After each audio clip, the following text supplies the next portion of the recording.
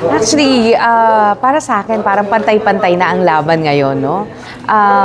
Siguro, I'm blessed na hindi ako nalagay sa sitwasyon na naging issue sa akin kung babae ako o lalaki.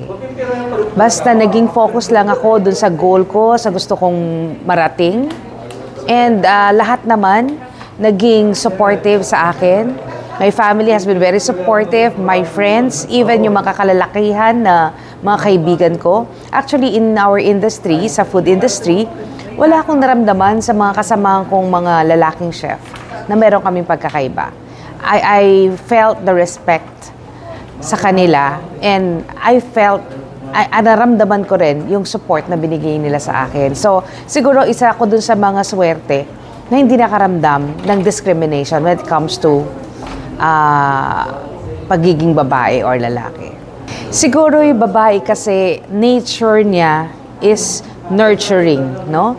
It is our nature to nurture and we always handle things with the heart.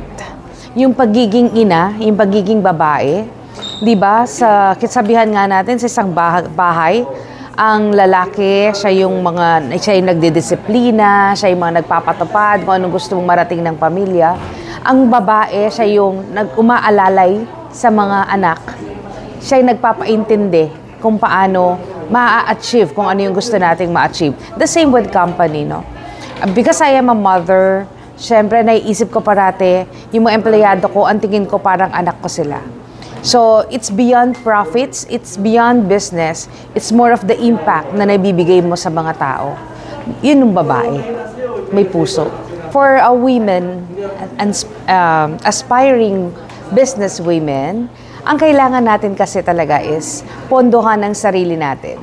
When I mean pondohan ng sarili natin, mag-aral tayo. Mag-aral tayo para meron tayong tools. Let's not stop learning, asking questions. Huwag tayong mahiya. Let's be focused on our goals. And yun nga, para magkaroon ka ng confidence kasi to put up a business o manage a business, meron ka dapat baon na kaalaman. So, learning talaga. Learning through experience and learning through studying or asking questions. Lalo na sa panahon na to, napaka-accessible ng kaalaman. Hindi mo kailangang ma-experience, hindi mo kailangang magkamali para ikaw ay matuto. Nandiyan ang internet, mag-Google ka, mag-ChatGPT ka, or mag-YouTube ka, available.